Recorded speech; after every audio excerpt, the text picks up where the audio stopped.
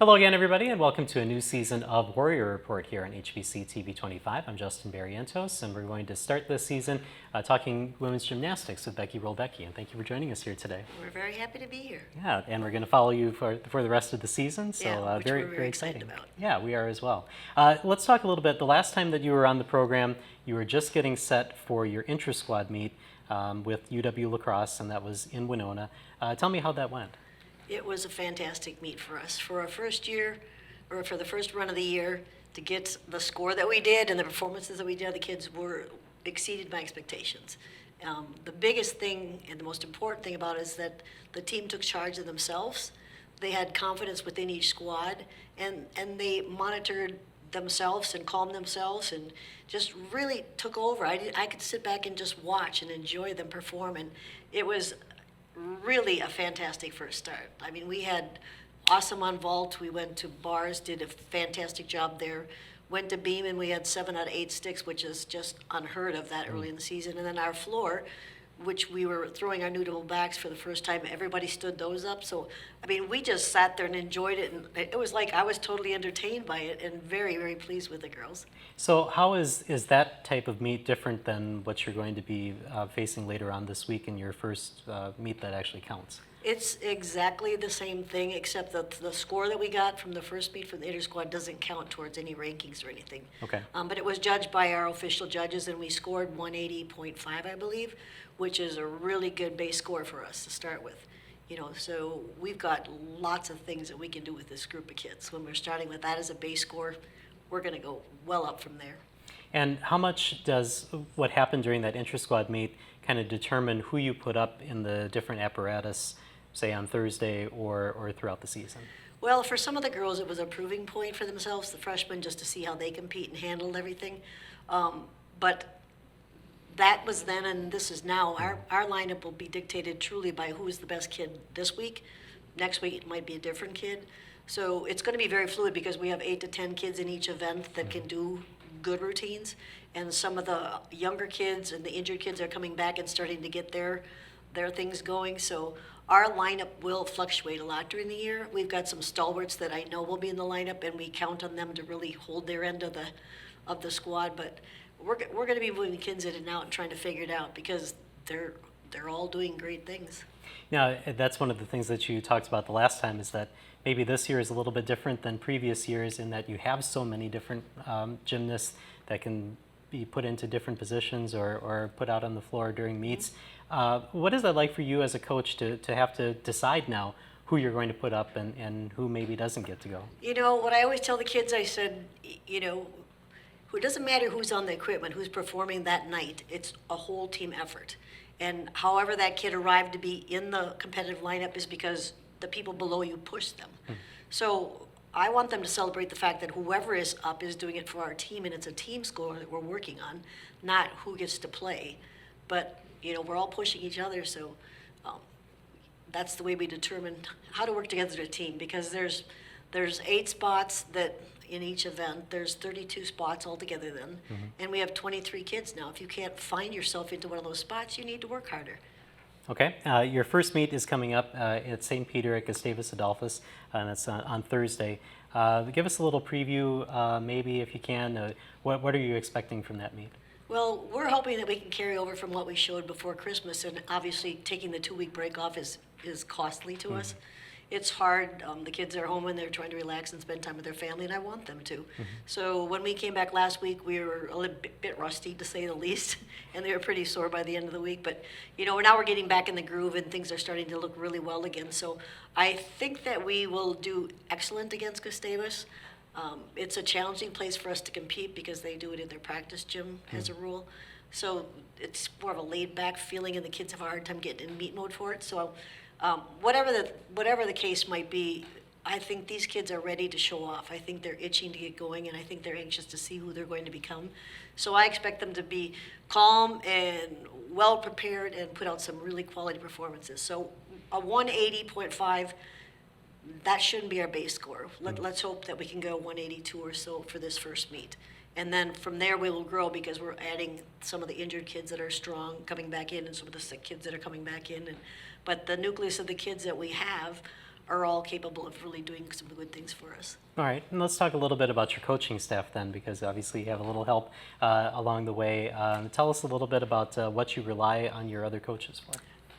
The biggest luxury I have this year is having a coach that knows the kids, that works well with the kids, that has been with me for 25 years, so she coaches in the same style that I do. So for the kids, the transition from getting her opinion and my opinion, they're getting the same things. So they're not torn between, well, I'm being told this on one end and this on the other end.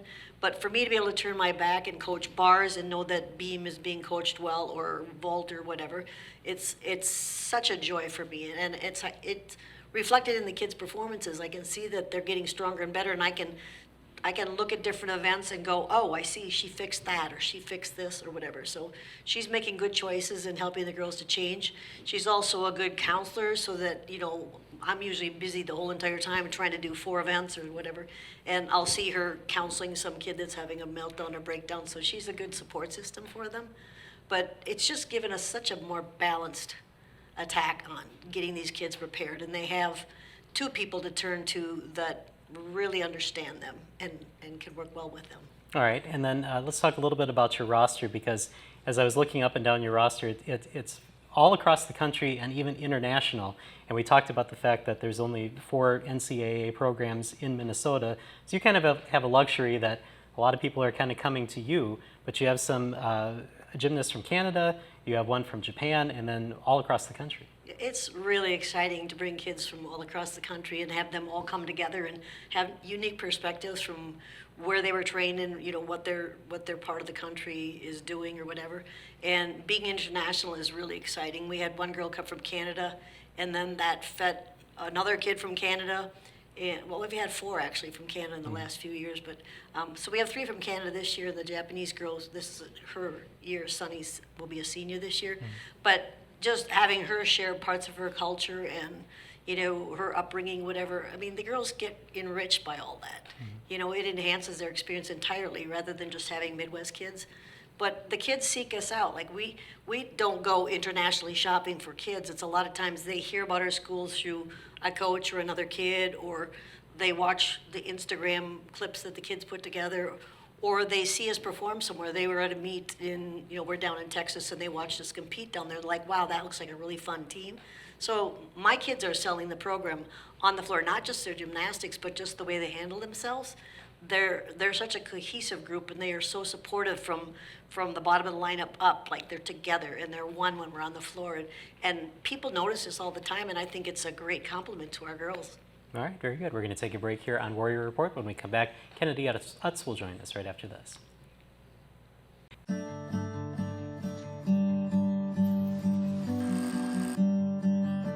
Perfect. Perfect. Perfect. Getting the right look at the right price Perfect. is always in style. At Cost Cutters. Located in the professional building in the Winona Mall, 507-454-60. And welcome back to Warrior Report here on HBC TV 25. And Kennedy Utz joins us. Thanks for being here today. Thank you. You're a senior on this squad, so tell us a little bit about your Winona State history, since this is the first time we've done this show.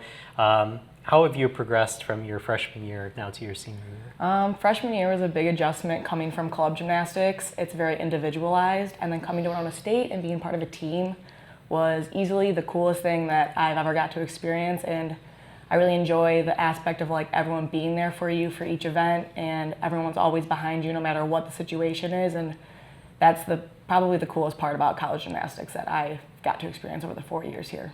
All right, and how did you find out about this program? How did Winona State stand out from everybody else? I had never heard of Winona State until I started looking at gymnastics schools, because D1 really wasn't in the process, and so I was looking more towards D3 and kind of closer to home because I'm from Illinois, and Winona State popped up, and I got talking to Becky, and I really liked her, and I really liked the girls who were older on the team at that point, and came on my recruit visit, and I was like, this is where I want to go.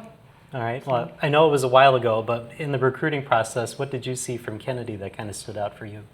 There was unique qualities about her that I was really impressed with right away. She has a really dynamic personality, and upbeat, and just a maturity about her that I could sense. And you know, I knew she was kind of a diamond in the rough. There wasn't like significant things she had, but she had a lot of really good things to build from. So I was excited to get her because I was like, oh, we could have fun together. I know that we can really turn you into something great, and she's proved me right. So. All right. If you can think back to your pre-Winona State days, what are some highlights from high school, from club gymnastics that you remember that kind of led you here? I competed as a level 10 my senior year of high school and made it to Easterns the year before my junior year, so the year before, which is like you have to place at state, so in the state competition you have to place, and then regionals you also have to place in all around. So I placed and then got to go there to compete. So I got to go compete in Florida against girls across the whole nation, and so that was really cool. And then coming to Winona State, we've got to travel to Colorado. We're going to Louisiana this year, so that's really exciting to be able to do that in more of a team aspect now.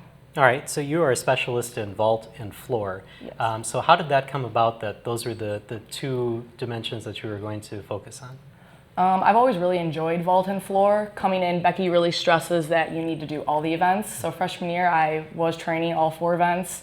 Beam was always a struggle for me. I just didn't really love it the way I loved floor and vault. And then bars, just through injuries throughout the year, just wasn't really my best interest to keep doing it, and my skills weren't really up to par with college gymnastics. So vault and floor were more my pace. Okay, I want to read you something that I saw in the last game notes of last season. It says that Kennedy is a key contributor to the Warriors' steady rise in scores this season. The junior specialist has been a model of consistency for Winona State this season, posting scores of 9.35 or above in 4 meets on the floor, and then 9.2 through 7 meets on vault.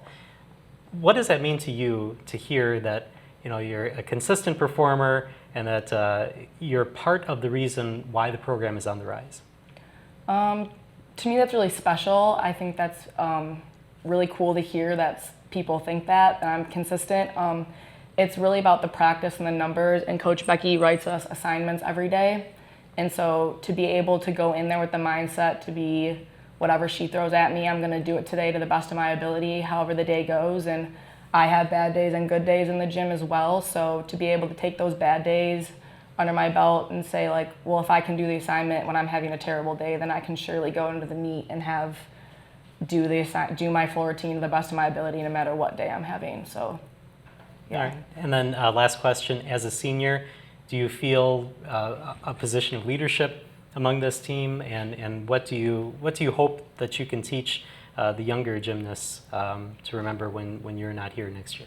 I do feel that I am in a leadership this role, being a co-captain with Kelly Johnson, and it's really cool to be in that spot. It's something I've really grown into over this last season.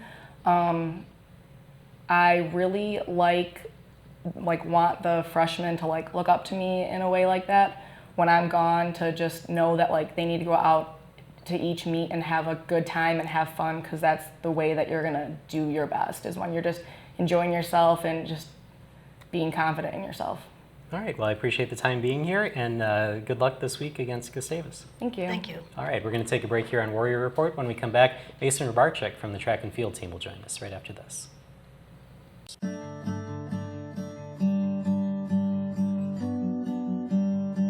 Perfect.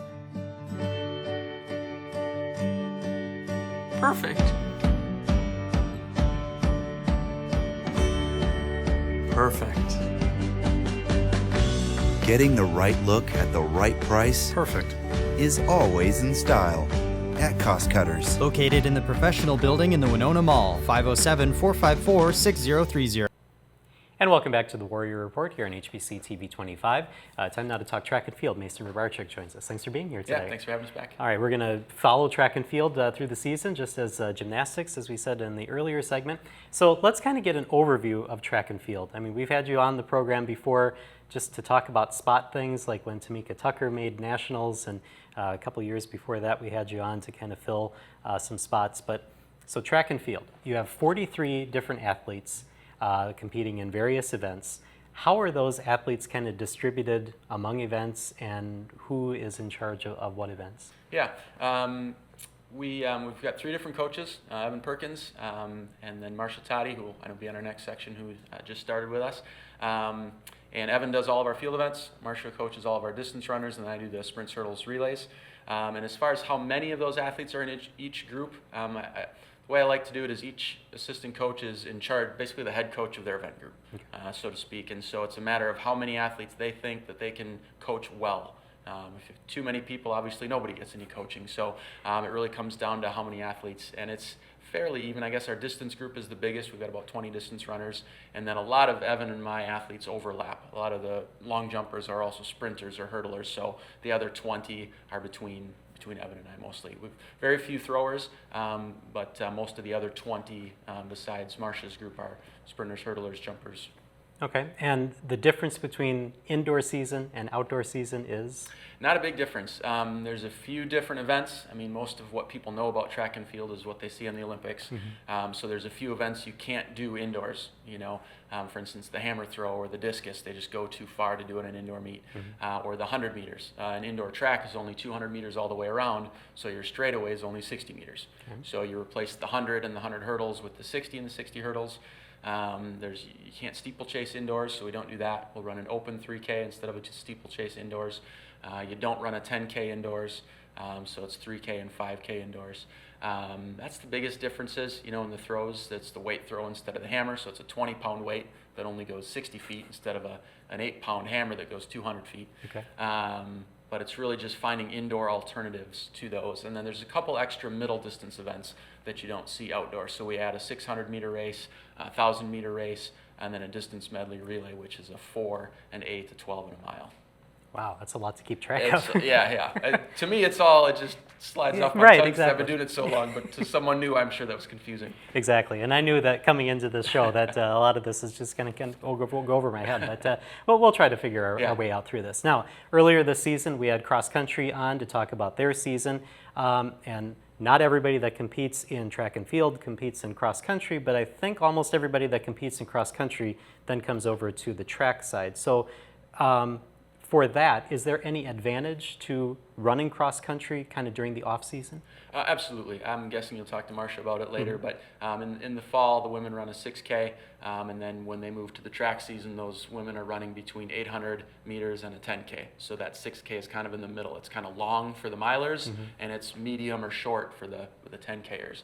But yeah, the people that run a mile or a 5K or a 10K in the spring, it would be the kind of training you do in cross country in the fall is what you would be doing if it was your off season. So it's a very natural progression or a natural handoff from cross country to track and field season for them. But is there any difference in actually running cross country? Because obviously that's usually on like a golf course, it's outside, different than like a track.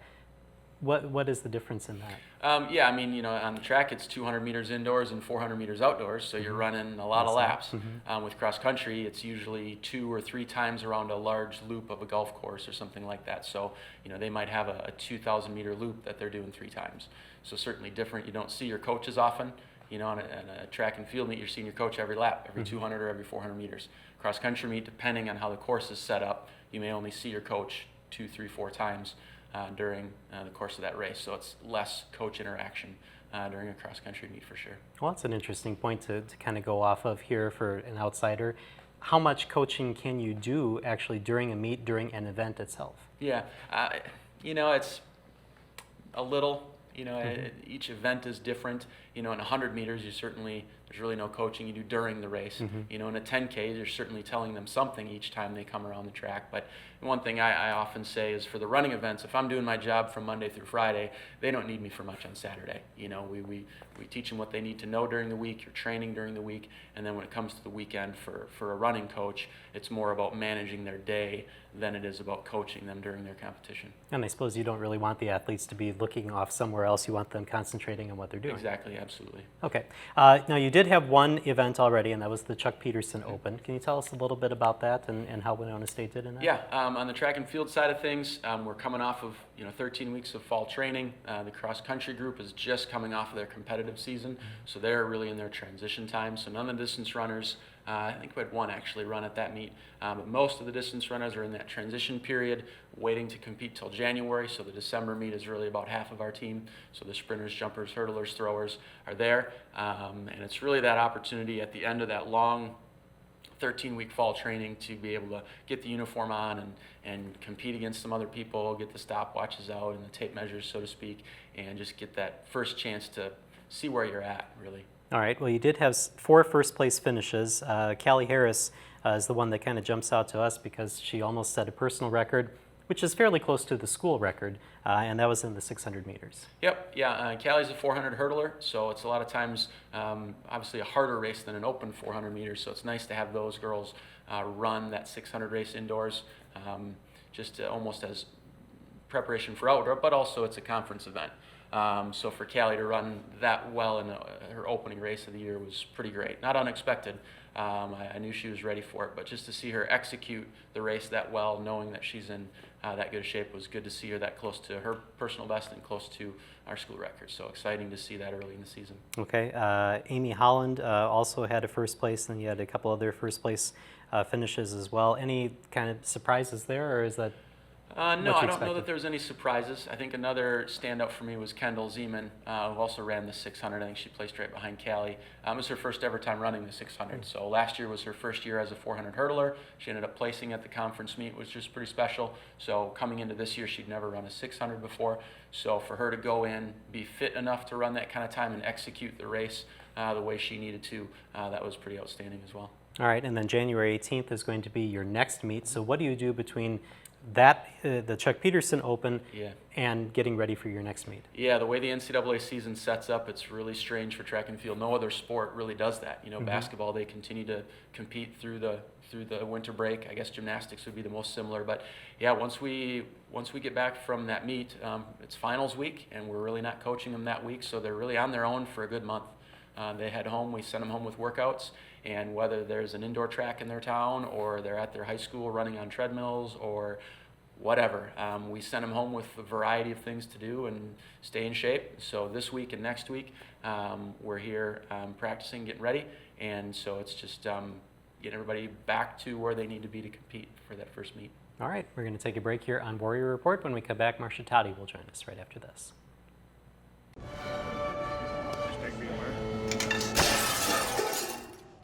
Oh, hell yeah.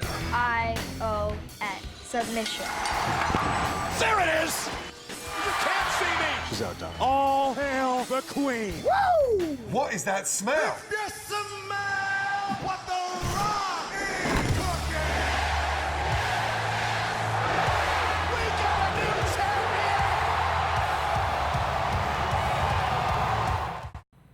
And welcome back to the Warrior Report here on HBC TV 25. We're now joined by Marcia Toddy. Thank you for being here today. Yeah, thanks for having me. And this is kind of a first for our show because we're introducing you as a new coach, and for you, you kind of have a coach mid-season, which is a little bit of a change. Can you explain how that kind of came about? Yeah, Zach Kuhn, who was our head cross-country coach, I know he's been on the show before, he had an opportunity that was presented to him early December, just a good professional move for him, and he decided to take that. It was a really quick turnaround, and so by maybe mid-December, we knew we were looking.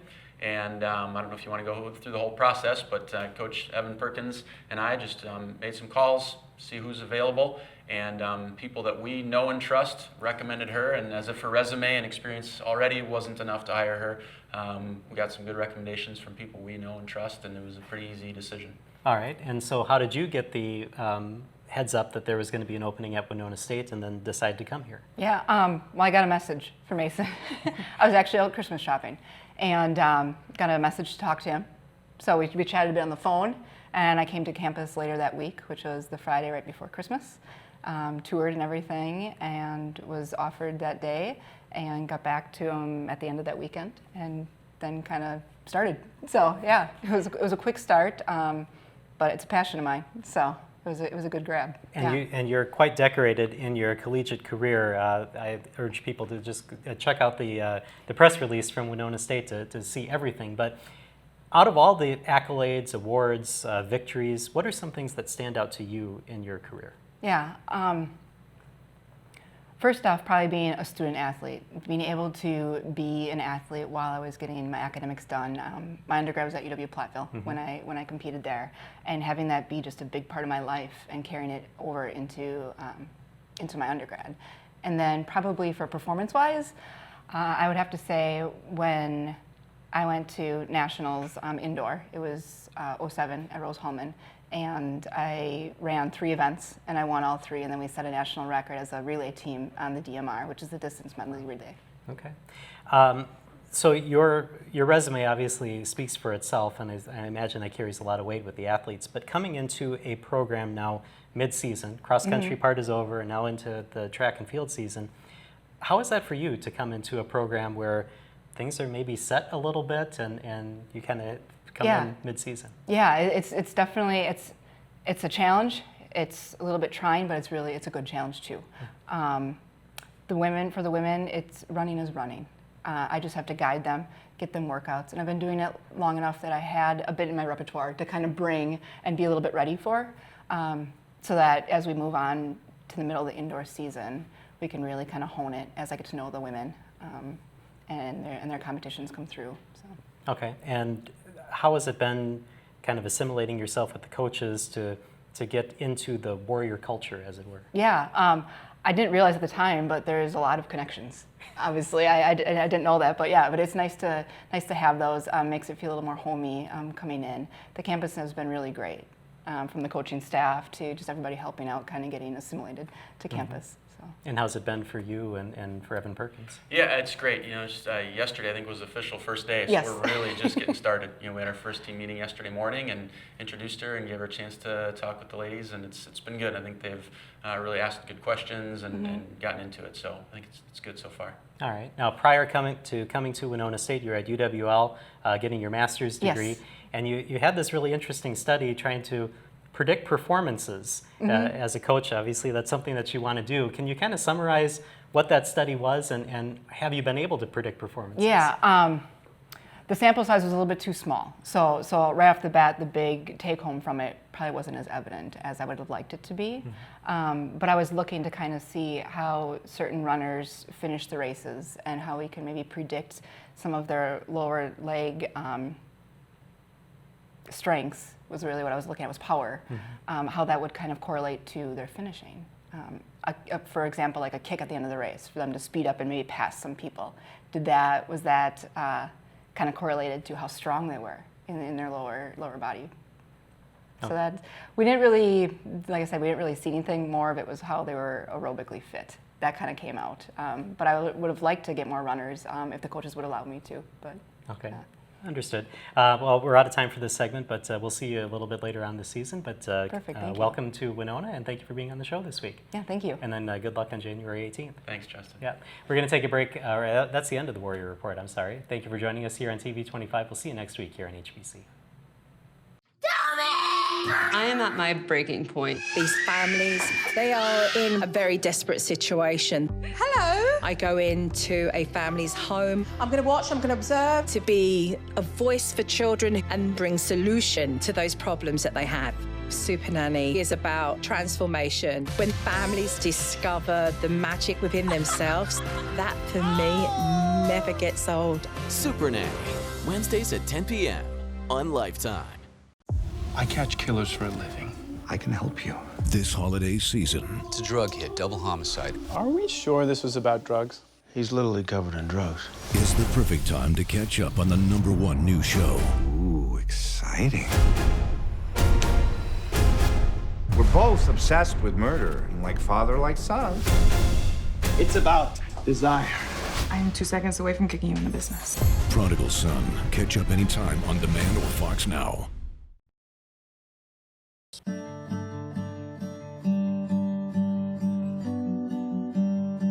Perfect.